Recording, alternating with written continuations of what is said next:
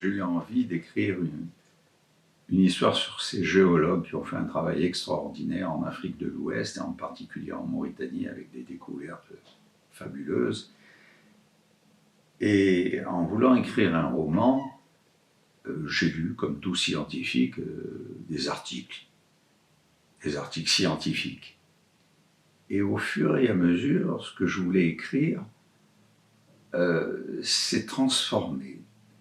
C'est transformé parce que écrire sur le Sahel, c'est se rendre compte que dans un paysage minéral magnifique, adouci par les dunes, adouci par la lumière, en fait se cache derrière une violence incroyable.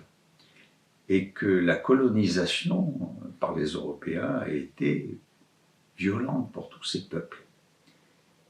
Et on retrouve là-dedans une violence extrême, et c'est la raison pour laquelle d'ailleurs le rideau s'ouvre sur cette histoire, sur ce roman, par un assassinat, l'assassinat d'un grand scientifique en pleine Mauritanie. Et cette Mauritanie était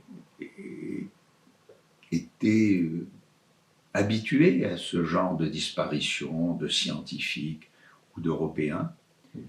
Mais là, ça débouche sur une histoire complexe, où on remonte dans le temps à travers quelques familles qui étaient venues s'installer à Saint-Louis en garnison.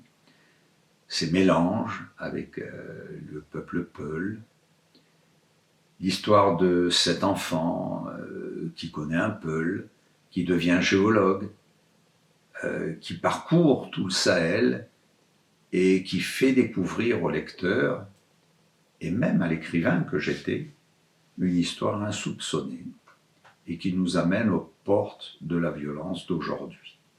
Voilà à peu près comment se situe ce roman, et avec un état d'esprit qui a été celui d'un chercheur finalement, qui a cherché à écrire un roman avec une imagination qui n'a plus été de l'imagination, qui a été quelquefois de la réalité.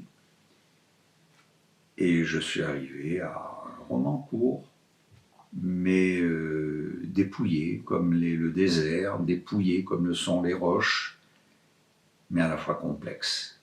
Complexe dans son histoire et complexe dans son évolution.